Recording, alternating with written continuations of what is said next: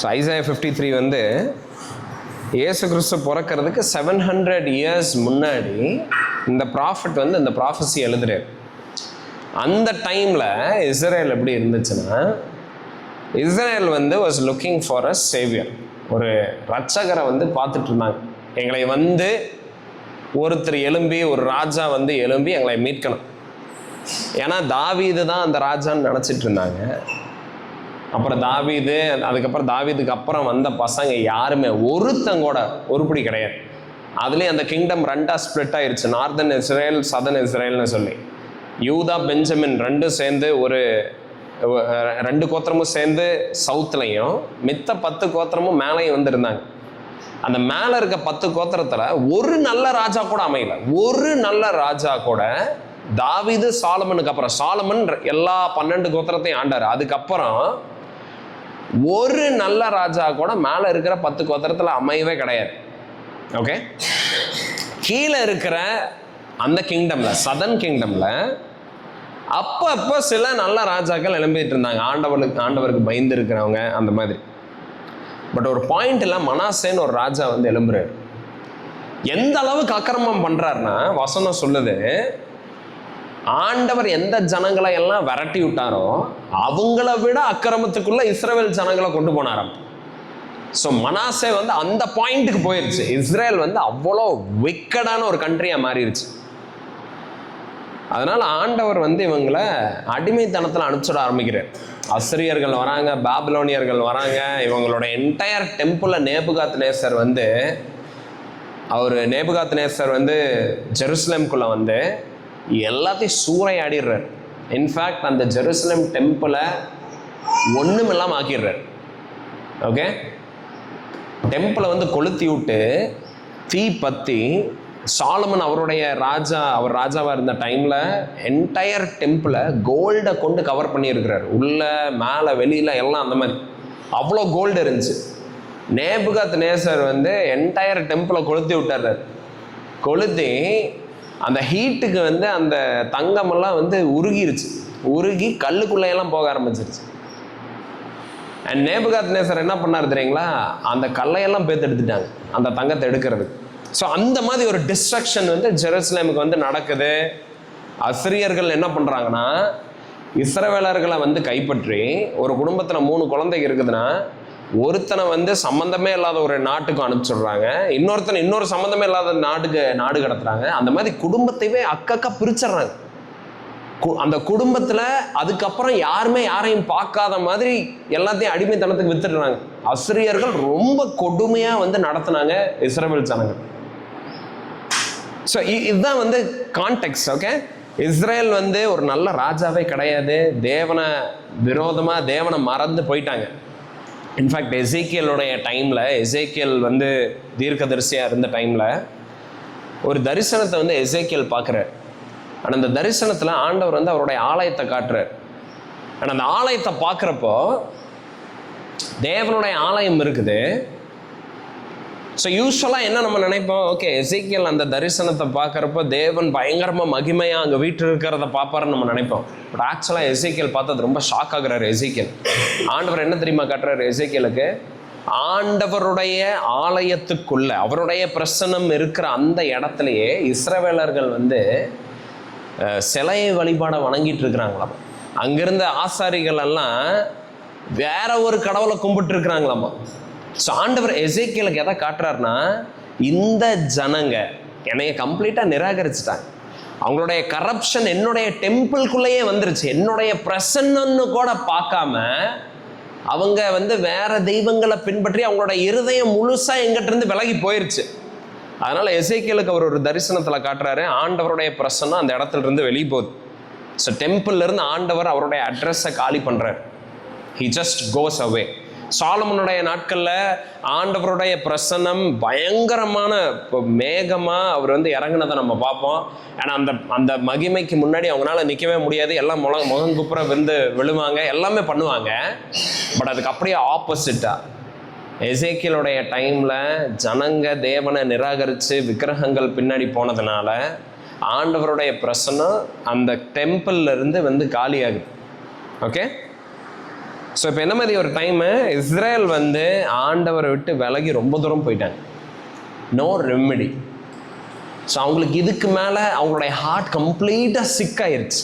தலையிலிருந்து கால் வரைக்கும் எல்லாம் சீ பிடிச்சி அந்த அளவுக்கு சிக்னஸில் அவங்க வந்து போயிட்டாங்க.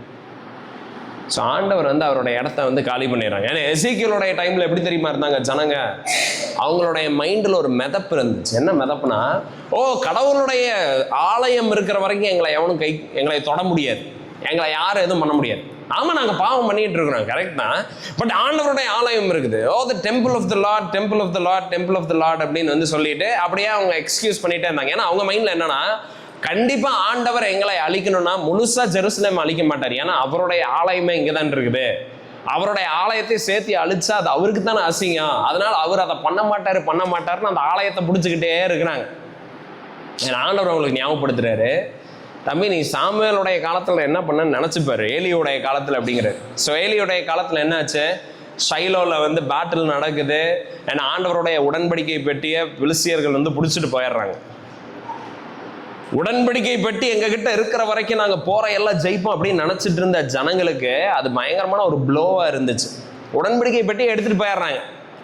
அண்ட் இஸ்ரவேலர்கள் அன்னைக்கு தோக்குறாங்க. இந்த செய்தியை ஏலி வந்து உட்காந்து கேட்குறாரு. கேட்டுட்டு அப்படியே விழுந்து அவர் நெக்கு வந்து உடஞ்சி அவர் மறிச்சிடுறாரு இன் ஷாக்கில். இதெல்லாம் எதுக்கு சொல்கிறேன்னா, ஆண்டவர் வந்து he was completely displease. Okay, இந்த ஜனங்களை கொண்டு அவர் வந்து கம்ப்ளீட்டாக அவர் பிரியப்படல. அவங்களோட இருதயம் அவர்கிட்ட கிடையாது. அவருக்கு பிரியமான வாழ்க்கை அந்த ஜனங்க வாழல. அவர் நிராகரித்து வீட்டுலையெல்லாம் வீடுகள் தோறும் சிலைகளை வச்சு வணங்க ஆரம்பிச்சுட்டாங்க. வீடா ஒரு ஜூவிஷ் ஹோமில் வந்து கிச்சனில் வந்து அவங்க இது வச்சுருப்பாங்க, சிலை வழிபாடு. அஷராவை பாலை வணங்கி மோலக்க வணங்கி மனசை என்ன பண்ணாருன்னா அவருடைய சொந்த பையனையுமே வந்து அவர் பலிதர ஆரம்பிச்சுட்டார். இதுதான் நிலைமை, இதுதான் கான்டெக்ட். ஓகே, பட் இஸ்ரேலைட்ஸ் என்ன தெரியுமா நினச்சிட்டு இருக்கிறாங்க?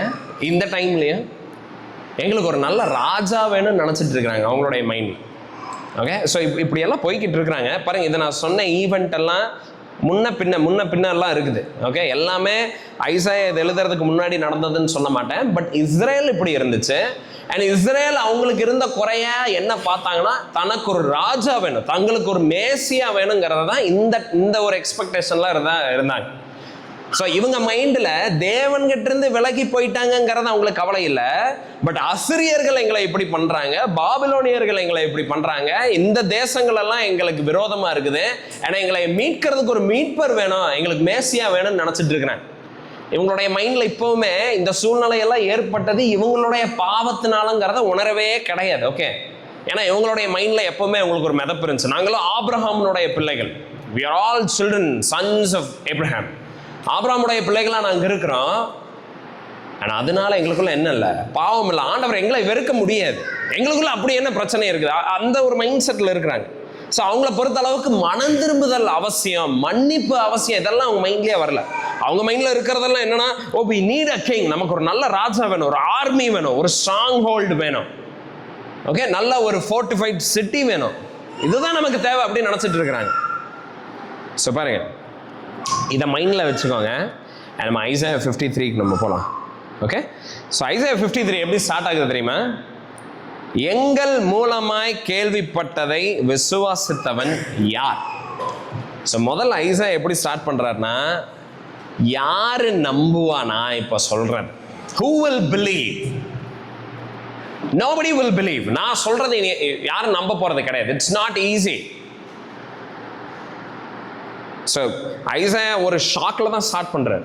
nobody is going to believe. இப்போ நான் சொல்றதை நம்ப போறது கிடையாது. So Israelites they had an expectation, அவங்களுக்கு ஒரு எக்ஸ்பெக்டேஷன் இருக்குது. பட் ஐசாயா சொல்ற மெசேஜ் அந்த எக்ஸ்பெக்டேஷனை மீட் பண்ணுமா பண்ணாதே அப்படின்னு ஐசாயா யோசிச்சுட்டு இருக்கிறார். ஓகே, கர்த்தருடைய புயம் யாருக்கு வெளிப்பட்டது? ஸோ ஆண்டவர் அவருடைய பவரை, அவருடைய ஸ்ட்ரென்த்தை டிஸ்பிளே பண்ண போறாரு. பட் யார் இதை நம்புவா? இந்த ஜனங்க எப்படி இப்போ நான் சொல்றதை நம்புவாங்க? ஸோ என்ன சொல்ல வர ஐசாயாவுடைய மெசேஜ் என்ன? ஐசாயாவுடைய மெசேஜ் என்ன தெரியுமா? பாருங்க, மறுபடியும் நல்லா ஞாபகம் வச்சுக்கோங்க. ஜீசஸ் பிறக்கிறதுக்கு முன்னாடி 700 years பிஃபோர் எழுதப்பட்ட ப்ராஃபஸி இது. ஓகே, ஸோ verse 2ல பாருங்க, இப்போ அவரு சர்வன்ட் ஆஃப் த லார்ட், தேவனுடைய ஊழியக்காரனை இன்ட்ரடியூஸ் பண்றார். ஸோ தேவனுடைய ஊழியக்காரன், இஸ்ரவேல் ஜனங்களை மீட்கிறவர் எப்படி இருப்பார்னு அவங்க நினைச்சிருந்தாங்களோ அப்படி இல்லாம எப்படி ஸ்டார்ட் பண்றாருன்னு பாருங்க. ஸோ இங்கிலீஷ்ல நான் வாசிக்கிறேன். For he grew up before him like a young plant. ஒரு ஒரு ஒரு ஒரு சின்ன ஒரு பிளான்ட், ஓகே, ரொம்ப ஒரு ட்ரை கிரவுண்டில் ஒரு சின்ன பச்சை பசையர்னு ஒரு துளிர் விடுதாமா. அது மாதிரி தேவனுடைய சர்வன்ட் இருப்பாராமா. ஆண்டவர் இஸ்ரவேல் ஜனங்களை மீட்கிற ரட்சகர் எப்படி இருப்பாரு? He will be like a young plant. இவங்க எப்படி எதிர்பார்த்துட்டு இருக்காங்க? A mighty tree, ஒரு பயங்கரமான ஒரு ஒரு ஒரு மரம், ஒரு ஆலமரம், ஒரு ராஜா, எல்லாத்தையும் ஆளுகிற ஒரு ஆள்மை உள்ள ஒரு ஒரு ஒரு நபர், ஒரு கரிஸ்மா இருக்கிற ஆள். பட் ஐசாயா சொல்றாரு, உங்களை மீட்கிறதுக்கு ஆண்டவர் யாரை, எப்படிப்பட்ட நபரை அனுப்பிச்சிடுறாரு? A young plant. Okay, so Tamil என்னன்னு போட்டிருக்கு? இளங்கிளை. ஓகே, நீங்க ஜஸ்ட் ஒரு விதைய போட்டு 2 நாள் ஆகி நீங்க அங்க பாத்தீங்கன்னா ஒரு சின்ன பச்சை கலர்ல ஒன்று நீட்டிட்டு இருக்கும்ல, அது மாதிரி ஒன்று அனுப்பிச்சுடுறாரு. Okay, and like a root out of dry ground, வறண்ட நிலத்துல அப்படி ஒரு ஒரு துளிர் விடுற ஒரு ஒரு ஒரு சர்வெண்ட், ஆமா, அனுப்பிச்சிடுறாரு. என்னது? வறண்ட நிலத்துல ஒரு வேற போல. மறுபடியும் ஜஸ்ட் இமேஜின் பண்ணுங்க, இஸ்ரேல் ஒரு ஸ்பிரிச்சுவல் ட்ரைனஸ்ல இருக்குது. ஓகே, அதுல இருந்து எதுவுமே முளைக்க வாய்ப்பே கிடையாது. நல்லா அப்படியே பார்ச்சா இருக்குது. நீங்க பார்த்துருக்கீங்களா? நல்லா ட்ரை கிரவுண்ட் எப்படி இருக்குன்னு, மைனர் சின்ன மினியேச்சர் எர்த்குவேக் மாதிரி இருக்கும், எல்லாம் பொழந்து பொழந்து பொழந்து இருக்கும். அவ்வளோ ட்ரையா இருக்குது. அங்கே ஒண்ணுமே, அங்கே லைஃபுக்கு வாய்ப்பே கிடையாது. அதுல ஒரு சின்ன துளிர் விடுதாம். அண்ட் இஸ்ரேலோடைய ஸ்பிரிச்சுவல் ஸ்டேட் இது காட்டுது. அண்ட் அவர் எப்படி இல்லையாமா? he had no form or majesty. அவருக்கு அழகும் இல்லை, சௌந்தரியம் இல்லை. அவரை பார்க்கும்போது நாம் அவரை விரும்பத்தக்க ரூபம் அவருக்கு இல்லாதிருந்தது. அண்ட் இந்த சர்வன்ட் ஆஃப் த லார்ட், தேவன் அனுப்புகிற இந்த வேலைக்காரர் இருக்கிறார்ல, இவர் எப்படி இருப்பாரு? இவங்க எப்படி நினைச்சிட்டு இருக்காங்க? சவுலை பத்தி பைபிள் சொல்லுது, பயங்கர ஹைட்டாம். அவனுக்கு கீழே தான் இஸ்ரேல்ல எல்லாருமே. அவன் டால் அண்ட் ஹேண்ட்சம், பயங்கரமா இருந்தாரு. டேவிடை பத்தி பைபிள் என்ன சொல்லுதுன்னா, பயங்கரமான ஸ்பார்க்லிங் ட்விங்க்லிங் ஐஸாம். இந்த மாதிரி பிசிக்கல் அப்பியரன்ஸை தான் இஸ்ரேல்ஸ் நினைச்சிட்டு இருக்காங்க. எங்களுக்கு ஒரு மீட்பர் வேணும், ஸ்ட்ராங்கா இருக்கணும், ஒரு ஆலமரம் மாதிரி இருக்கணும், பார்த்தா அப்படியே ஹேண்ட்ஸமா இருக்கணும், கரிஸ்மா இருக்கணும், அவர் வான்னு சொன்னா எல்லாரும் அப்படியே அவர் பின்னாடி ஓடணும். அது மாதிரி ஒரு நபர் ஆண்டவர் எங்களுக்கு அனுப்பிச்சிடுவார் நினைச்சிட்டு இருக்கிறப்ப ஐசாயா ஒரு மெசேஜ் சொல்றாரு. ஒரு கிளைய போல இருப்பார் அவரு. ஆனா அவருக்கு என்ன இருக்காது? அழகு இருக்காது, சௌந்தரியம் இருக்காது. அவரை பார்க்கும்போது நம்ம அவரை விரும்பத்தக்க ரூபம் இருக்காது. இது யாரை பாயிண்ட் பண்ணிட்டு இருக்காரு தெரியுமா? ஜீசஸ் சொல்லிட்டு இருக்கிறார். இயேசு கிறிஸ்து தான் அந்த ரட்சகர். ஆனா அவர் எப்படி இருப்பார் இந்த பூமியில? நம்ம அவர் பார்த்தோம் அப்படியே இம்ப்ரெஸ் ஆகிற மாதிரி he won't be there. Okay, ஜீசஸுக்கு அந்த மாதிரி நம்ம இன்னைக்கு பிக்சர்ல பாக்குறோம். அப்படியே ஜீசஸுக்கு பயங்கரமான முடி, அவர் அப்படியே மாடல் மாதிரி இருப்பாங்க. அந்த மாதிரி எல்லாம் ஜீசஸ் கிடையாது. அதுக்குன்னு அவர் அக்லியா இருந்தாருன்னு நான் சொல்ல வரல, அவர் அசிங்கமா இருந்தாரு அப்படி சொல்ல வரல. பட் அவரை பார்த்தா ஏதோ ஒரு டிஸ்டிங்டா இருக்கிற மாதிரி இருக்காது. ஓகே, அவர் ஒரு ஜஸ்ட் காமன் மென்னோட பார்த்தா இயேசு கிறிஸ்து ஏதோ ஒரு டிவைன் பீயிங்னு நமக்கு தெரியவே தெரியாது. நம்ம அப்படியே கடந்து போயிடுவோம். சோ தேவனுடைய ஊழியக்காரன் வரப்போறாரு, இவர் இப்படி இருப்பார் அப்படின்னு ஐசாயா சொல்றாரு. பாருங்க verse 3. அவர் என்ன பண்ணப்படுவாரு? அவர் அசட்டை பண்ணப்பட்டவரும் மனுஷரால் புறக்கணிக்கப்பட்டவருமா இருப்பாராம். So Jesus என்ன பண்ணுவாங்க? People will despise him. இவர் தான் உலகத்தின் ரட்சகரா? நமக்கு ஜஸ்ட் சிலுவையில பார்க்கறப்ப உலகத்துல நம்ம சொன்னோம்னா this is a God who saves அப்படிங்கிறப்ப people என்ன சொல்றாங்க? என்ன இந்த கடவுள் இப்படி தொங்கிட்டு இருக்கிறவரா? இன்ஃபேக்ட் வசனம் சொல்லுது, சிலுவையின் உபதேசம் வந்து முட்டாள்தனமா இருக்குது நம்ம உலகத்தில் இருக்கிறவங்க. ஓகே, யூதர்களுக்கு வந்து அது என்னவா இருக்குது, அது ஒரு ஸ்டம்பிளிங் பிளாக்கா இருக்கு. அண்ட் ஜூஸுக்கு ஜென்டைல்ஸுக்கு அது ஃபூலிஷ்னஸா இருக்குது, ஃபாலியா இருக்குது, முட்டாள்தனமா இருக்குது. அண்ட் நோபடி லைக்ஸ் ஆர் அப்படியே பயங்கரமா வர்ஷிப் பண்ற ஒரு விதத்தில் அவர் கிடையாது. So he was despised and rejected by men. Okay, so இந்த சர்வன்ட் ஆண்டவருடைய பலத்தை வெளிப்படுத்துகிற அவருடைய ஊழியக்காரன் இப்படித்தான் இருப்பார். அதனால தான் ஐசாயா சொல்றாரு, யார் இதை நம்புவா? இவர்தான் கடவுளுடைய ரட்சகர் மீட்பர்னு சொன்னா who will believe? யார் நம்புவா அப்படின்னு. அதனால தான் அவர் அப்படி ஆரம்பிக்கிறார்.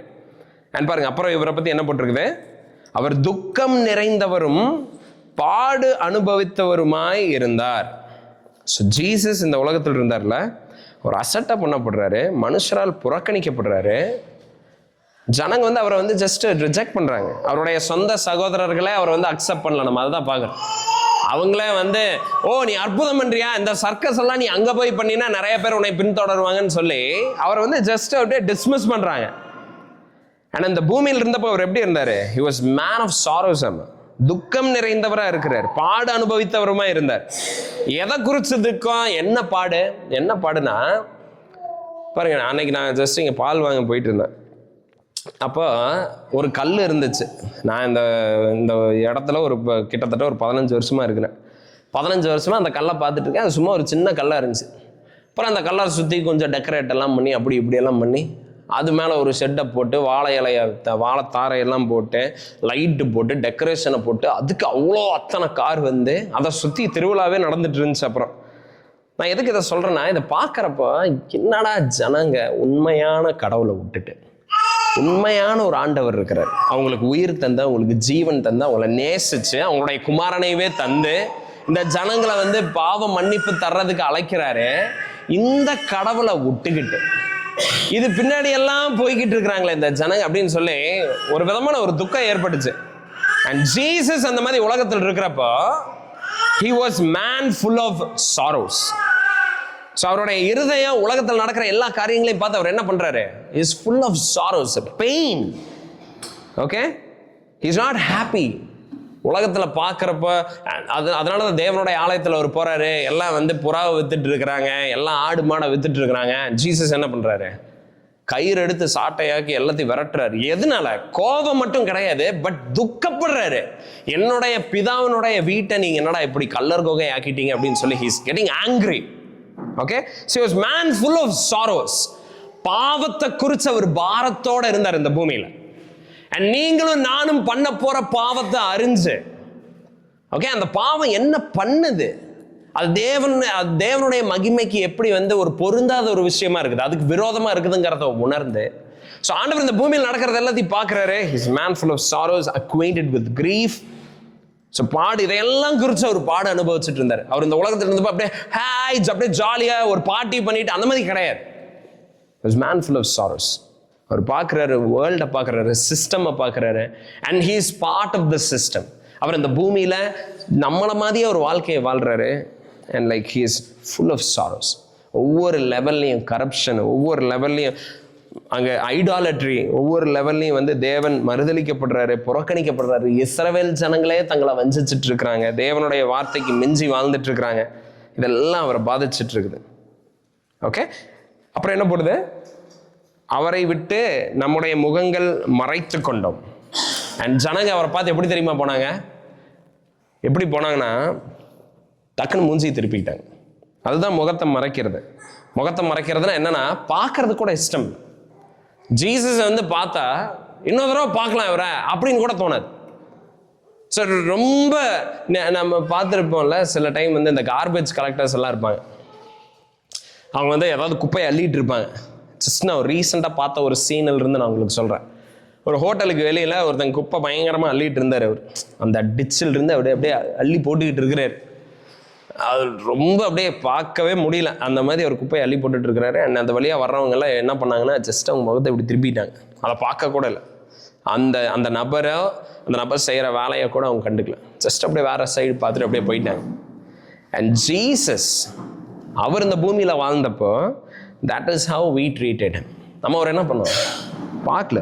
இஸ்ரேலைட்ஸ் என்ன பண்ணாங்க? அவரை பார்க்கல. ஓகே, அவரை கண்டுக்கல.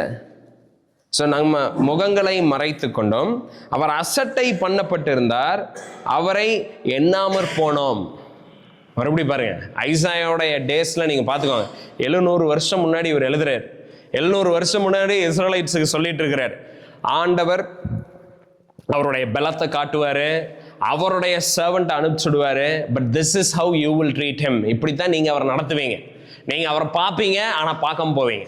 அவரை கண்டுக்க மாட்டீங்க. அண்ட் அவர் நீங்க நினைக்கிற மாதிரி கரிஸ்மாவோட, பியூட்டியோடைய, ஹேண்ட்ஸமா அப்படி இருக்க மாட்டார். அவர் அப்படியே ஒரு இளங்கிளை கிளையை போல இருப்பார்.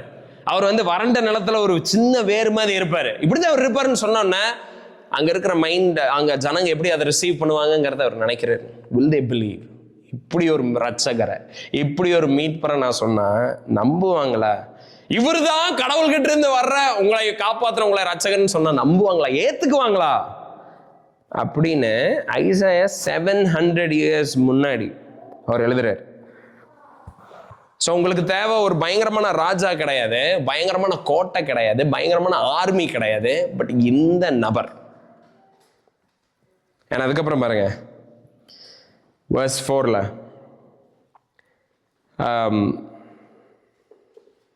மெய்யாகவே அவர் நம்முடைய பாடுகளை ஏற்றுக்கொண்டு நம்முடைய துக்கங்களை சுமந்தார், நாமோ அவர் தேவனால் அடிபட்டு வாதிக்கப்பட்டு சிறுமைப்பட்டவர் என்று எண்ணினோம். verse 4 சொல்லுது, ஆண்டவர் இதையெல்லாம் நினைச்சு, ஸோ ஜீசஸ் இந்த பூமியில வாழ்றப்போ he will be a man of sorrow. அவர் he will be acquainted with grief. Okay, அவர் மனுஷரால் புறக்கணிக்கப்படுவார், துக்கம் நிறைந்தவராக இருக்கிறாரு, பாடு அனுபவித்து இருப்பாரு. இதெல்லாம் நம்ம பார்க்குறோம். ஆனால் அதுக்கப்புறம் அவர் எப்படி இருப்பாராமா? அவர் நம்மளுடைய பாடுகளை அவர் சுமந்துட்டு இருப்பாராமா. ஓகே, நம்மளுடைய பாடுகளை அவர் சுமப்பாரு, நமக்கு பதிலாக அவர் துக்கப்பட்டு இருப்பாரு. பட் ஜனங்க அவரை பார்த்து என்ன சொல்லுவாங்க? ஓ, கடவுள் இவர் ஏதோ தண்டிச்சிட்டு இருக்கிறாரு, புவர் மேன், சா என்னடா பாவம் பண்ண இப்படி இருக்கிறானே. நீங்க நல்லா யோசிச்சுக்கோங்க, இஸ்ரேவேலுடைய டைம்ல குருடா இருக்கிறவனை பார்த்தானா யாரும் இறக்கப்பட மாட்டாங்க. உடனே அவங்க என்ன சொல்லுவாங்க? ஓ, இது இவன் செஞ்ச பாவமா, இவங்க அம்மா அப்பா செஞ்ச பாவமா அப்படின்னு. எப்படி நம்ம ஊர்ல கல்யாணம் நடக்கலாம், குழந்தை பிறக்கல, இல்லை ஏதோ ஒன்று ஒரு நல்ல வேலை கிடைக்கலாம், உடனே ஏதோ பாவம் பண்ணிட்டான்னு சொல்றாங்களே, அதே மாதிரி ஒரு சொசைட்டி. ஓகே, ஸோ ஜீசஸ் துக்கமா இருக்கிறாரு, பாடு அனுபவிக்கிறாரு. பட் யாருனால? நம்மனால. இன்னும் ஸ்பெசிஃபிக்கா சொல்லணும்னா இஸ்ரவேல் ஜனங்கனால. ஓகே, அந்த டைம்ல அவங்கனால பாடு அனுபவிப்பாரு, நம்மனாலதான் அவர் துக்கமே அடைஞ்சிருக்கிறாரு, நம்மளுடைய பாரத்தை தான் அவர் சுமந்துட்டு இருக்கிறாரு, நம்முடைய துக்கங்களை அவர் சுமக்கிறாரு, எல்லாம் நமக்காக பண்ணிட்டு இருக்கிறாரு. பட் நம்ம அவரை பார்த்து என்ன சொல்றோம்? ஓ, தேவனால் அடிபட்டு வாதிக்கப்பட்டு இருக்கிறான், ஏதோ பாவம் பண்ணி இருக்கிறான். ஓகே, சிறுமைப்பட்டவர் என்று எண்ணினோம். பட் நம்ம என்ன பண்ணுவோம்? we will reject him. we will think he is being cursed. அவர் மரத்துல தொங்கிட்டு இருக்கிறப்ப ஜனங்க என்ன நினைச்சாங்க? ஓ, மரத்துல சபிக்கப்பட்டவன் தான் தொங்குவான், அப்ப இவன் தொங்குறானா இவன் சபிக்கப்பட்டவன், இவன் சபிக்கப்பட்டிருக்கானா ஏன்னா இவன் பாவம் பண்ணி இருக்கிறான், பொய் சொல்லி இருக்கிறான். அப்படித்தான் ஜனங்க நினைக்கிறாங்க, ரைட்? பட் வசனம் பாருங்க 5ல, நம்முடைய மீறுதலின் நிமித்தம் அவர் காயப்பட்டு. ஸோ ஜீசஸ் ஆமா சிலுவையில் தொங்கினார், ஆமா அவர் சபிக்கப்பட்டார், அவர் சாபமானார். பட் அவர் செஞ்சதுக்காக கிடையாது. இயேசு கிறிஸ்து சிலுவை மரணத்துல அவர் அடைஞ்சது அவர் ஏதோ தப்பு பண்ணாருன்னு கிடையாது. நம்முடைய மீறுதல்கள் நிமித்தம் அவர் காயப்பட்டு, நம்முடைய அக்கிரமங்களின் நிமித்தம் அவர் நொறுக்கப்பட்டார். ஸோ ரீசன் யாரு? அவரை குரூசிஃபை பண்ணதுக்கு அந்த அந்த பொறுப்பு யாருக்கு தெரியுமா? It's you and me. நம்ம தான். நம்ம மீறுதல் நடந்ததுனால, நம்ம அக்கிரமம் செஞ்சதுனால அவர் நொறுக்கப்பட்டார். He was crushed for our iniquities. நமக்கு சமாதானத்தை. ஓகே, ஸோ அவர் நமக்காக நொறுக்கப்பட்டாரு. அண்ட் இது மூலமா மட்டும்தான் இவர் சிலுவையில நொறுக்கப்படாம நமக்கு என்ன கிடையாது? சமாதானம் கிடையாது. வசனம் போட்டிருக்குது பாருங்க, நமக்கு சமாதானத்தை உண்டு பண்ணும் ஆக்கினை அவர் மேல் வந்தது. ஒருவேளை அவர் மேல ஆக்கினை வரலைன்னா நமக்கு என்ன இல்லை? சமாதானம் கிடையாது. we don't have peace. Okay, அவர் அந்த ஆக்கினை எடுக்கலைன்னா அந்த ஆக்கினை நம்ம மேல விழுந்திருக்கும். ஸோ நம்ம சமாதானமா இருக்க முடியாது. நம்ம சமாதானமா இப்ப இருக்கிறோம், தேவனோட நம்ம வந்து சமரசமா இருக்கிறோம்னா அது காரணம் என்ன? Because Jesus bore our shame and punishment. Okay, and அவர் அடிக்கப்பட்டாரே, அந்த காயங்கள் நம்மளை என்ன பண்ணியிருக்குது? நம்மளை குணமாக்கி இருக்குது. It has healed us. It has brought us peace. So crucifixion-ஐ பார்க்குறீங்களா? கிராஸை பார்க்குறீங்களா? கிறிஸ்டியன்ஸாக இருக்கிற நமக்கு அதை என்ன ரிமைண்ட் பண்ணோம்? அந்த சிலுவையை பார்த்தனா okay, I am at peace with காட்னு நம்ம வந்து சொல்ல முடியும், உறுதியாக நம்மளால் சொல்ல முடியும். கிராஸை நம்ம பார்க்குறப்போ தட்ஸ் வாட் இட் கன்வேஸ். அதுதான் நமக்கு ஞாபகப்படுத்தும். Okay, God is at peace with you.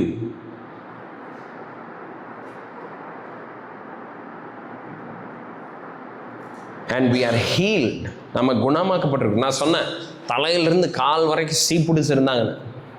ஏன்னா அதுக்கு குணம், அதுக்கு மருந்து, அந்த பாவத்தினால ஏற்பட்டிருக்கிற அந்த நிலைமை இருக்கு பார்த்தீங்களா, அதுக்கு மருந்து இல்லை, அதுக்கு வந்து சொல்யூஷன் என்னன்னா ஜீசஸ் அடிக்கப்பட்டது தான். ஓகே, ஸோ நம்மளுடைய டிரான்ஸ்கிரஷன், அப்படி என்ன நம்ம பாவம் பண்ணிட்டோம், அப்படி என்ன நம்ம மீறுதல் பண்ணிட்டோம். மீறுதல்னா என்ன? அக்கிரமம்னா என்ன?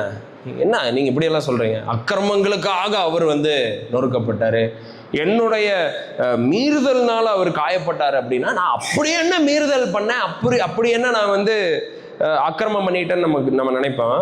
அண்ட் verse 6 பாருங்க, 6வது வசனம் சொல்லுது, நாம் எல்லோரும் ஆடுகளைப் போல வழி தப்பித்திருந்து அவனவன் தன் வழியிலே போனோம்.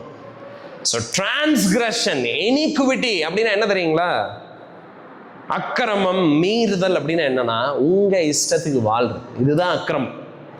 நம்மளை படைச்ச ஆண்டவருக்கு ஏற்ற மாதிரி நம்மளுடைய வாழ்க்கையை மாத்தாம, அவரை தேடாம, அவரை பிரதானப்படுத்தாம, நம்ம இஷ்டத்துக்கு ஜூடா, நம்ம ஜட்ஜஸ் புக்கில் நம்ம தானே வாசிக்கிறோம், எல்லாம் அவன் தன் கண்ணுக்கு எது சரின்னு பட்டுச்சோ அதை பண்ணிட்டு வாழ்ந்துட்டு இருந்தாங்க. இதுதான் அக்கிரமம், இதுதான் வந்து இனிக்விட்டி. புரியுதா?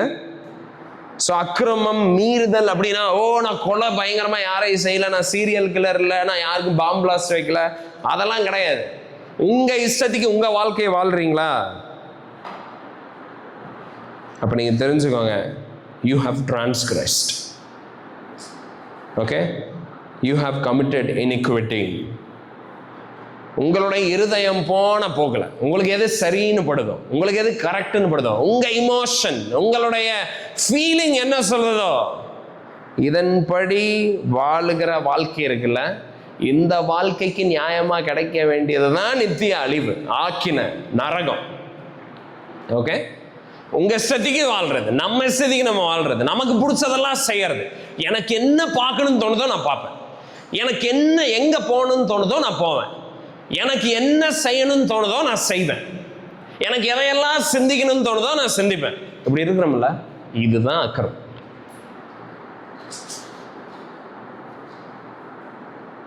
அண்ட் இது வந்து சாதாரண பாவம் கிடையாது. நல்லா நம்ம ஞாபகம் வச்சுக்கணும், இது வந்து ஏதோ ஒரு லைட் சின்ன சின் கிடையாது. யூ டிசர்வ் ஹெல். இதுக்கு வந்து நமக்கு நித்திய ஆக்கினை இருக்கு, அழிவு இருக்கு. பட் ஜீசஸ் அவர் என்ன பண்றாருன்னு பாருங்க, 6வது வசனத்துல, கர்த்தரோ நம்ம எல்லாருடைய அக்கிரமத்தையும் அவர் மேல் விழப்பண்ணினார். As if Jesus. So எப்படி தெரியுமா ஆண்டவர் பண்ணாரு? இயேசு கிறிஸ்து தன்னுடைய மனம் போன போக்குக்கு வாழ்ந்த மாதிரி அவரை பார்த்தாராம். ஆக்சுவலா அப்படி வாழ்ந்தது யாரு?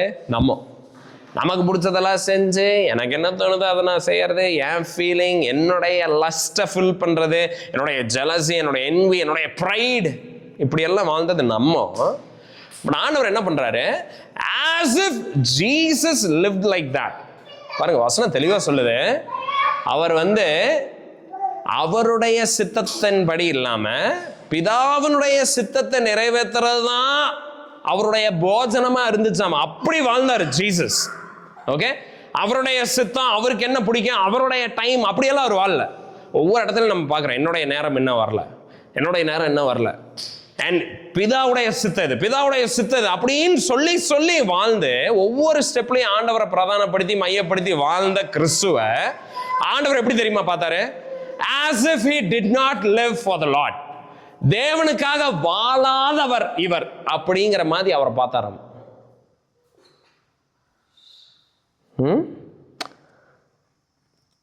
அண்ட் நம்மளுடைய எல்லா அக்கிரமத்தையும் அவர் மேல விழ பண்ணாரு.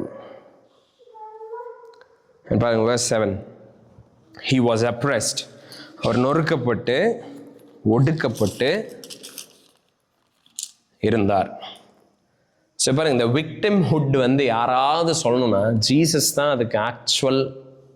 அவர் he is the only person who can say நான் தப்பு பண்ணாதுக்கு நான் தண்டிக்கப்பட்டேன்னு சொல்ல முடியும்னா அது அவர் மட்டும்தான். நம்மளுடைய பாவங்களை எல்லாம் அவர் சுமந்தார், அவர் நொறுக்கப்பட்டார், அவர் ஒடுக்கப்பட்டார். ஆனா பாருங்க, அநியாயமா என்னை இப்படி பண்றீங்களே அப்படின்னு அவர் சொல்லாம வசனம் சொல்லுது, ஆனாலும் தம்முடைய வாயை அவர் திறக்கவில்லை. ஸோ ஜீசஸ் சிலுவையில் அறையப்படுறப்ப, டார்ச்சர் அனுபவிக்கிறப்ப அவர் என்ன சொல்லல, என்ன ஏன் அவரை எப்படி பண்றீங்கன்னு அவர் கேட்கலையாம, அமைதியா இருந்தார். அவருக்கு தெரியும், லைக் ஓகே நான் இந்த ஜனங்களுடைய பாவத்தை சுமக்கணும், I have to do it. ஏன்னா அவர் வில்லிங்காக அதை பண்றாரு. ஓகே, ஆனாலும் தம்முடைய வாயை அவர் திறக்கவில்லை. அடிக்கப்படும்படி கொண்டு போகிற ஒரு ஆட்டுக்குட்டியை போலவும், தன்னை மயிர் கத்திருக்கிறவனுக்கு முன்பாக சத்தமிடாதிருக்கிற ஆட்டை போலவும் அவர் தம்முடைய வாயை திறவாதிருந்தார். Jesus was quiet. ஸோ பாருங்க, இந்த டெம்பிள் இருக்கும், ஆண்டவர் வந்து சாலமனுடைய டெம்பிளை கட்டினப்போ எவ்ரிடே கிட்டத்தட்ட 22,000 மாடு வந்து அடிக்கப்படுமா ஒவ்வொரு நாளும், எவ்ரிடே. சாலமனுடைய டெம்பிள் நம்ம பார்க்குறோம்ல, இன்னைக்கு நம்ம பார்க்குற மாதிரி அப்படியே உள்ளே போனோம்னா நல்ல வாசனை, சுகந்த வாசனை எல்லாம் வந்து லைக் க்ளீனாக இருக்கும். அப்படி இருக்காது. சாலமனுடைய டெம்பிள் எப்படி தெரியுமா இருக்கும்? உள்ளே போனால் ரத்த வாடை அட்டிக்கும், ஹெவி ஸ்டென்ச். ரத்த வாடையை தாண்டாமல், அதை நம்ம வந்து சுவாசிக்காமல் ஆண்டவருடைய ஆலயத்துக்குள்ளே பிரவேசிக்கவே முடியாது. ஸோ பிளட் ஷெட் பண்ணப்படாம, ரத்தம் சிந்தப்படாம தேவனுடைய பரிசுத்த ஸ்தலத்துக்குள்ள போகவே முடியாது சாலமனுடைய காலத்தில். அண்ட் அந்த டைம்ல என்ன பண்ணுவாங்கன்னா, லேவியர்கள் இல்லை பாவம் பண்ணவங்க எல்லா பாவத்துக்கும் ஒவ்வொரு பலி இருக்கும். அதனால இஸ்ரவேலர்கள் ரெகுலரா ஆடு மாடை கொண்டு வந்துகிட்டே இருப்பாங்க. ஸோ அவங்க என்ன பண்ணுவாங்கன்னா, ஒரு ப்ராக்டிஸ் இருந்துச்சு, நீங்க லெவிட்டிகஸ் வந்து படிச்சீங்கன்னா தெரியும். ஸோ நான் பாவம் பண்றேன்னா, நான் மாடை எடுத்துட்டு வந்து லேவி கிட்ட நான் தரமாட்டேன், இல்லை வந்து ஆசாரி கிட்ட தந்து இந்த மாடை வெட்டிருங்க நான் சொல்ல மாட்டேன். நான் என்ன பண்ணணும்னா, நான் பண்ண பாவத்துக்கு தான் நான் பலி செலுத்துறேன். ஸோ என்னுடைய கையை முதல்ல அது மேலே தலை மேலே வைக்கணும். வச்சுட்டு என்னுடைய கையில இருந்து என்னுடைய கத்தி, ஓகே, நான் கத்தியை பிடிச்சி அதனுடைய அந்த ஜகுலர் வெயின்னு ஒரு வெயின் இருக்குது, அதில் தான் அந்த மெயின் அந்த அதை கட் பண்ணிட்டா செத்துரும். ஸோ அதை வந்து என்னுடைய கையில் நான் வெட்டணும். ஓகே, அதுதான் ப்ராசஸ். அண்ட் அப்போ வரைக்கும் அந்த மாடு வந்து ஜஸ்ட் அமைதியாக இருக்கும், அந்த ஆடு வந்து அமைதியாக இருக்கும். அந்த ஆடுக்கு வந்து தெரியாது. இப்போ ஜீசஸ் இங்கே தெரியாத மாதிரி நிற்கல, அவருக்கு தெரியும், ஓகே எல்லாத்துடைய பாவம் என் மேலே சுமத்தப்படுது. அண்ட் ஜீசஸ் அந்த ஆடு மாடு மாதிரி ரிலக்டண்ட்டாக கிடையாது, அப்படியே அதை யாராவது பிடிச்சிட்டு இருக்கணும். பட் அது மாதிரி இல்லாமல் ஜீசஸ் எப்படி நின்னாரு? He was calm. அவர் வந்து லைக் உலகத்துடைய பாவத்தை தம் மேலே சுமக்கிறப்ப ஹி வாஸ் காம். உங்களுடைய பாவத்தை என்னுடைய பாவத்தை அவர் மேலே சுமத்துறப்ப how was he? He was calm. Okay, he was com.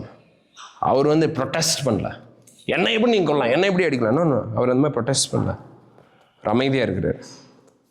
என் பாருங்க வசனம் என்ன போடுது, இடுக்கணிலும் நியாய தீர்ப்பிலும் இருந்து அவர் எடுக்கப்பட்டார், அவருடைய வம்சத்தை யாரால் சொல்ல முடியும், ஜீவனுள்ளோருடைய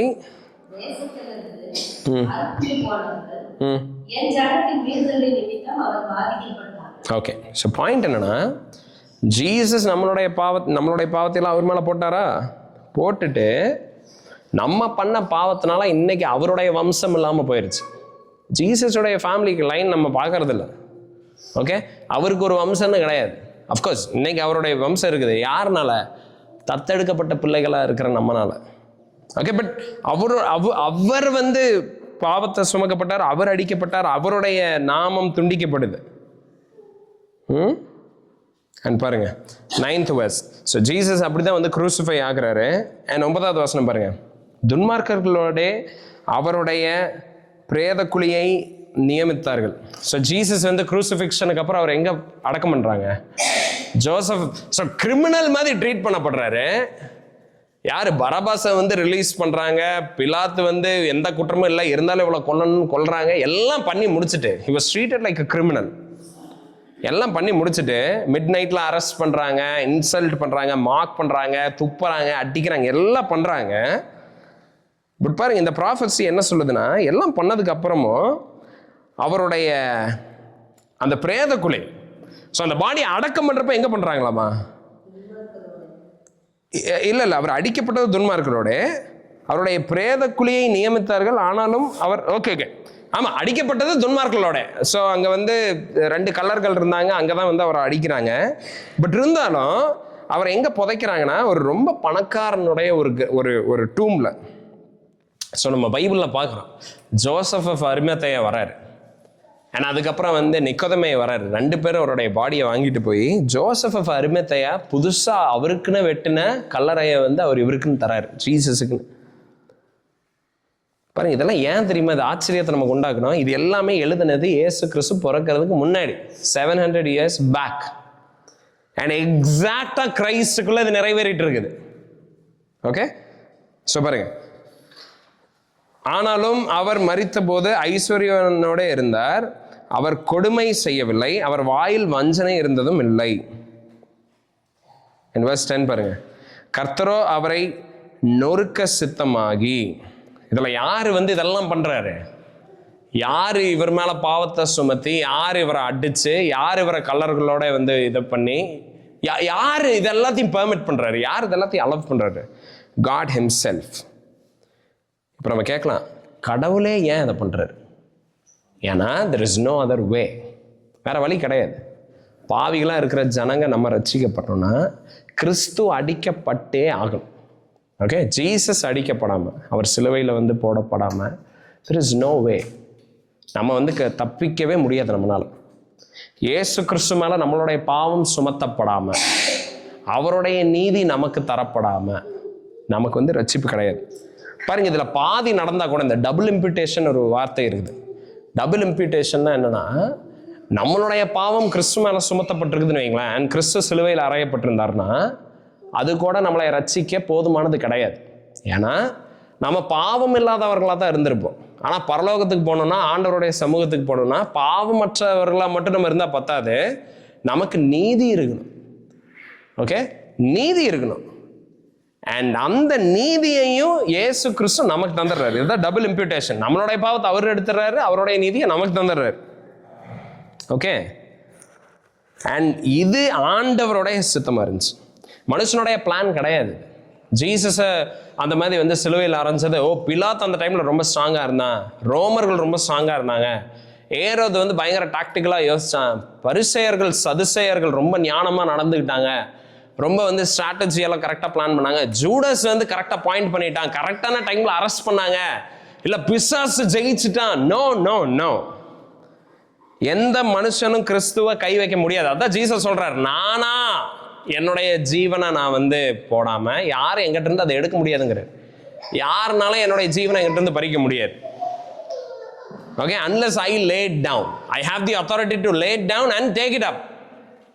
நான் என்னுடைய ஜீவனை தரவும் முடியும், எடுத்துக்கொள்ளவும் முடியுங்கிறாரு. ஸோ ஜீசஸுடைய ஜீவனை யாருனாலும் எடுக்க முடியாது. nobody took it. அப்ப யாரு பண்ணா? It was a will of the Lord. கர்த்தரே அவரை நொறுக்க சித்தமானாராம். Okay, so it was a will of the Lord to crush him. He has put him to grief. பாடுகளுக்கு உட்படுத்தினார். யாரு? ஆண்டவர். ஆண்டவர் தான் அவரை பாடுகளுக்கு உட்படுத்தினார். ஆண்டவர் தான் அவர் நொறுக்க சித்தமானார். ஆனா இவர் அந்த டைம்ல எப்படி இருந்தாரு? வாயை திறவாம இவர் தன்னைத்தாமே வெறுமையாக்கினார்ன்றது. ஆமா, ஆண்டவர் திட்டம் போடுறாரு. பட் குமாரன் என்ன பண்றாரு? முழுசா தன்னை ஒப்பு கொடுக்கிறார், ப்ரொடெஸ்ட் பண்ண. தேவனுடைய சித்தத்துக்கு பரிசுத்த ஆவியானவர். ஸோ இந்த திரியேக தேவனுக்குள்ள ஆல்ரெடி இந்த திட்டத்துக்கு எல்லாரும் அக்ரி பண்ணியிருந்தாங்க. Okay, it was not a shock. அதுக்கப்புறம் என்ன போட்டிருக்குது? அவருடைய ஆத்துமா தன்னை குற்ற நிவாரண பலியாக ஒப்பு கொடுக்கும் போது அவர் தமது சந்ததியை கண்டு நீடித்த நாளாய் இருப்பார். கர்த்தருக்கு சித்தமானது அவர் கையினால் வாய்க்கும். Okay, he shall see the offspring, he shall prolong his days. So ஆண்டவர் இந்த பலியை பார்க்குறாரு, இவர் பாவிகளுக்காக பண்ணதை பார்க்குறாரு. And God is completely satisfied. Okay, அவர் திருப்தி அடைகிறார். அண்ட் ஆண்டவர் என்ன பண்ணுறாரு? இப்போ முழுசாக பிரியமடைஞ்சு எல்லா அதிகாரத்தையும் இப்போ யாருக்கு தந்திருக்கிறாரு? இயேசு கிறிஸ்து தந்திருக்கிறார். தம்மை இருக்கிறதுலையே தாழ்த்தினதுனால, தன்னை தாழ்த்துக்கிறவன் என்ன பண்ணப்படுவான்னு வசனத்தில் இருக்கு? உயர்த்தப்படுவான் இருக்கா? கனப்பண்ணப்படுவான் இருக்கா? ஜீசஸ் தம்மை முற்றிலுமா தாழ்த்ததுனால பாருங்க, தாழ்மைக்கு எக்ஸாம்பிள் ஜீசஸ் மட்டும்தான், வேற யாருமே கிடையாது. Nobody can be an example for humility. நான் தாங்க தாழ்மைக்கு உதாரணம் நினைச்சீங்கன்னா உங்களை விட பெருமை யாருமே கிடையாது. Okay, Jesus is the example. ஹியூமிலிட்டிக்கு எக்ஸாம்பிள் அவர் தான். அவ்வளோ தம்மை தாழ்த்தினதுனால தம்முடைய மகிமையெல்லாம் அவர் விட்டு சிலுவையின் மரண பரியந்தம் அவர் தம்மை கீழ்ப்படுத்தினதுனால ஆண்டவருடைய சித்தத்துக்கு ஆண்டவர் என்ன தெரியுமா பண்றாரு? Is completely pleased. அவருடைய வாழ்க்கையை பார்க்குறாரு, இஸ் கம்ப்ளீட்லி ப்ளீஸ்ட். அவருடைய ஜனங்களை மீட்கிறதுக்கு, தேவனுடைய ஜனங்களை மீட்கிறதுக்கு கிறிஸ்து பண்ணதை அவர் பார்த்தோன்னே ஆண்டவர் என்ன பண்றாருன்னா எல்லா அதிகாரத்துக்கும் மேல எல்லா சகல அதிகாரங்களையும் இப்போ யார்கிட்ட தந்திருக்கிறாரு? ஜீசஸ் கிட்ட தந்திருக்கிறாரு. அவர் இப்போ வலது பாரிசத்தில் உட்கார்ந்துருக்கிறாரு. He is doing all the ruling now. And பூமியை கடைசியில் யார் ஜட்ஜ் பண்ண போறா? யார் நியாயம் தீர்க்க போறா? ஜீசஸ் பண்ண போறார். Now he is going to judge. Okay, so Yesu Kristu உயர்த்தப்படுறாரு because of his sacrifice. So ஜீசஸுடைய டெத்தை நம்ம பார்க்குறோம், சிலுவை நம்ம பார்க்குறோம், குட் ஃப்ரைடேல தான் நம்ம பார்க்குறோம், இதெல்லாம் நம்ம பார்க்குறோம். பட் இதுதான் அவருடைய எக்ஸால்டேஷனுக்கு வழியே, அவர் உயர்த்தப்படுறதுக்கான வழியே இதுதான். நீங்களும் நானும் உயர்த்தப்படணுமா? What should we do? Live for Christ, die to self. And 11 பாருங்க, அவர் தமது ஆத்துமா வருத்தத்தின் பலனை கண்டு திருப்தி ஆவாரா?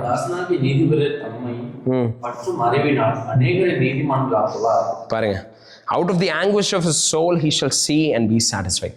and Jesus உடைய இந்த டெத் இருக்குது பாருங்க, இது வேஸ்ட் ஆகாது. இப்ப இயேசு கிறிஸ்து மரிச்சிட்டாரு, இப்ப யாராவது விசுவாசிக்கணும்ல அவரை? யாருமே விசுவாசிக்கலைனா அப்ப மரிச்சது வேஸ்ட் ஆயிருமே. இயேசு கிறிஸ்து பண்ண வேண்டியதெல்லாம் பண்ணிட்டாரு, ஆனா யாராவது விசுவாசிக்கணும், யாருமே விசுவாசிக்கலைன்னா அவர் மரிச்சது, அவர் பாடுபட்டது, அவர் ஆட போல அமைதியா இருந்தது எல்லாமே வேஸ்ட். அப்படி ஆகுமா? வேஸ்ட் ஆகுமா அவருடைய சாக்ரிஃபைஸ்? 11ல சொல்லுது, ஆகாது. He shall see and be satisfied. அவர் கண்டிப்பா அவருடைய மரணம் யாரையெல்லாம் மீட்கணும்னு நினைச்சதோ அந்த ஜனங்க எல்லாம் கண்டிப்பா மீட்கப்படுவாங்க. அவர் திருப்தி அடைவார், அவருடைய பலனை காண்பார், அவர் அதை திருப்தி அடைவார். ஸோ ஜீசஸுடைய டெத், குட் ஃப்ரைடே இருக்குது பார்த்தீங்களா, அது ஒரு கேரண்டி. சிலுவை ஒரு கேரண்டி. கண்டிப்பா ஆண்டவர் அவருடைய ஜனங்களை மீட்பார், நோ டவுட். ஒரு ஆள் விட மாட்டாங்க. Jesus will be satisfied. அவர் அதை பார்ப்பார். And by his knowledge shall the righteous one, my servant, make many to be accounted righteous, and he shall bear their iniquities. என்ன பியூட்டிஃபுல்லா இருக்கு பார்த்தீங்களா? ஸோ இந்த ஜீசஸ் யாரையெல்லாம் மீட்கிறாரோ அவங்க எல்லாத்துக்கும் என்ன பண்றாரம்மா? இவருடைய நீதியை தர. அதுதானே போட்டிருக்குது. பற்றும் அறிவினால், அது என்னது? என் தாசனாகிய நீதிபரர் தம்மை பற்றும் அறிவினால் அநேகரை நீதிமானாக்குவார், அவர்களுடைய அக்கிரமங்களை தாமே சுமந்து கொள்வார். Jesus will bear the burden upon himself for his people. So அவரை விசுவாசிக்கிற ஜனங்களுடைய பாரத்தையெல்லாம் அவர் சுமப்பார், அவங்களுக்கு அவர் நீதியை தருவார். அண்ட் அவங்க ரட்சிக்கிறத பார்ப்பார், அவர் அந்த பலனை பார்ப்பார், அவர் திருப்தி அடைவார். இது எல்லாமே கேரண்டீட். And verse 12 பாருங்க, therefore I will divide him a portion with many and he shall divide the spoil with the strong. அவர் தம்முடைய ஆத்துமாவை மரணத்திலிருந்து அக்கிரமக்காரரில் ஒருவனாக எண்ணப்பட்டு அநேகருடைய பாவத்தை தாமே சுமந்து அக்கிரமக்காரர்களுக்காக வேண்டிக் கொண்டது நிமித்தம் அநேகரை அவருக்கு பங்காக கொடுப்பேன், பலவான்களை அவர் தமக்கு கொள்ளையாக பங்கிட்டுக் கொள்வார். பாருங்க, ஆண்டவர் என்ன பண்றாருன்னா, இவர் எதுக்காக மறிச்சாரோ அதை வந்து நிறைவேற பண்ணும்படி ஆண்டவர் உறுதி செய்வாராம். He will assure it. Okay? He poured out his soul to death and was numbered with the transgressors, yet he bore the sin of many and makes intercession for the transgressors. And Jesus இப்போ என்ன பண்ணிட்டு இருக்கிறார்? யாரையெல்லாம் மீட்டிருக்கிறாரோ அந்த ஜனங்களுக்காக இப்போ intercede பண்ணிட்டு இருக்கிறார். அவர் என்ன பண்றாரு? வேண்டிக் கொண்டு இருக்கிறாராம். ஓகே, ஸோ இதுதான் வந்து இயேசு கிறிஸ்து பிறக்கிறதுக்கு 700 years முன்னாடி எழுதினது. அண்ட் இன்னைக்கும் ஜூவிஷ் பீப்புள், இன்னைக்கும் யூதர்கள் வந்து இந்த அதிகாரத்தை படிக்கிறது கிடையாது. they don't read it. they don't read it aloud, they deny it. அவங்க இது இல்லாத மாதிரியே நடந்துக்கிறாங்க. ஏன்னா இதை அஃபர்ம் பண்ணால் ஜீசஸ் அவனால் டினையே பண்ண முடியாது. ஓகே, ஸோ ஓல்ட் டெஸ்டமெண்ட்டில் நம்ம பார்த்தது இயேசு கிறிஸ்துக்குள்ளே நிறைவேறிடுச்சு கம்ப்ளீட்டாக. அண்ட் ப்ரூஃப், இதுதான் proof. Jesus is a true saviour. அவர் உண்மையான ரட்சகருங்கிறதுக்கு இதுதான் ப்ரூஃப். ஸோ இன்னைக்கு கிராஸ் நமக்கு எதை ரிமைண்ட் பண்ணுது? இன்றைக்கி நம்ம வந்து சிலுவையை பார்க்குறோம். What does it remind? என்ன தெரியுமா ரிமைண்ட் பண்ணுது? நம்ம இஷ்டத்துக்கு நம்ம வாழக்கூடாது. அதுதான் நமக்கு ரிமைண்ட் பண்ணுது. This life is not R life. நம்ம இஷ்டத்துக்கு நமக்கு பிடிச்சது, நமக்கு என்ன தோணுதோ அதன்படி வாழ்கிறது கிடையாது லைஃபுடைய கோல். அப்படி வாழ்கிறவங்களுக்கு ஆக்கினை இருக்குது, தண்டனை இருக்குது, நரகம் இருக்குது. For people who live for themselves. But இல்லைல்ல, I want to be forgiven. அது ஒரு பாவம், நல்லா புரிஞ்சுக்கோங்க. உங்கள் இஷ்டத்துக்கு, உங்களுடைய எமோஷன், உங்களுடைய ஃபீலிங்ஸ் படி வாழ்கிறது ஒரு பாவம். அண்ட் அதுக்காக தான் கிறிஸ்து மரிச்சார். Jesus came and died for that. So சிலுவை ஒரு இன்விடேஷனாக இருக்குது. சிலுவை வந்து சுயத்துக்கு வாழ்கிறது பாவங்கிறத நமக்கு காட்டுது. பட் அது இன்விடேஷனாகவும் இருக்குது.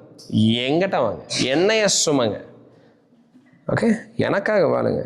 ஸோ ஃபார் கிரைஸ்ட் நம்ம வாழ்கிறப்போ our sins are forgiven. We are accepted by the Lord and we will see him. யோபு சொல்கிற மாதிரி என்னுடைய மீட்பர் உயிரோடு இருக்கிறாரு, அண்ட் அவரை என்னுடைய சொந்த கண்களால் நான் காண்பங்கிறார், என்னுடைய ரட்சகரை நான் பார்ப்பங்கிறேன். we will see him. Okay, so நம்ம ப்ரே பண்ணலாம். ஆண்டவரே, இந்த டைமுக்காக நெரிச்சு எடுத்துகிறோம்ப்பா. ராஜா, இந்த சிலுவையினுடைய நிழலில் நாங்கள் வந்து நிற்க கிருபை செய்யுங்கப்பா. Help us not to van der anywhere else. வேறு எது பின்னாடியும் வேறு எதையும் எங்களுடைய ஹோப்பை நாங்கள் கொண்டு இல்லாதபடி நீங்கள் எங்களை காத்துக்கொள்ளுங்க. ஆண்டவரே, கேட்ட வார்த்தைகள் எங்களுக்கு பிரயோஜனமாக ஆசீர்வாதமாக இருக்க கிருபை செய்யுங்க. இயேசு நாமத்தில் கேட்டுக்கொள்கிறேன் நல்ல பிதாவே, ஆமென்.